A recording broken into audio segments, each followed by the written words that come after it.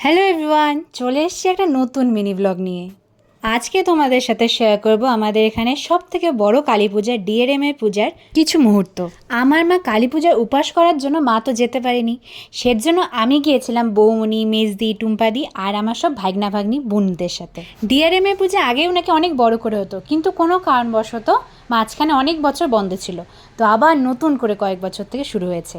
আগের বছর এখানে বানিয়েছিল রাম মন্দির, এইবার বানিয়েছে গোল্ডেন টেম্পল। প্রায় 7 দিনের মতো প্যান্ডেলটা থাকে, আর প্রত্যেক দিন বড় বড় আর্টিস্টরাও আসে। এছাড়া সন্ধ্যাবেলা থাকে নানা রকম কালচারাল প্রোগ্রাম। আমরা যেহেতু দিওয়ালির দিন গিয়েছিলাম, সেজন্য ভিড়টা তুলনামূলক অনেকটাই কম ছিল, না হলে তো প্যান্ডেলে ঢোকার জন্য লাইনে দাঁড়াতেই হয় 1 ঘন্টা প্রায়। আর ঢোকার পর থেকে গার্ডদের চিল্লানো যে বেশিক্ষণ দাঁড়ানো যাবে না, আগিয়ে যান।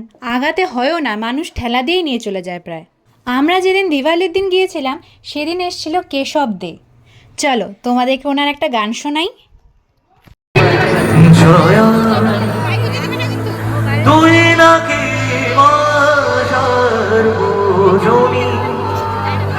তোর কাছে নয় কিছুই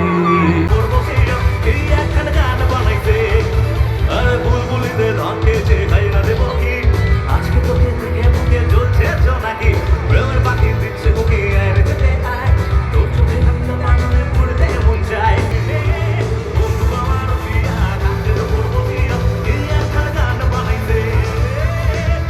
তো আমরা একটু ফাস্ট ফুড খাই, আর তোমরা এরকম মিনি ব্লগ দেখার জন্য আমাকে সাবস্ক্রাইব করো। দেখা হচ্ছে নেক্সট মিনি ব্লগে।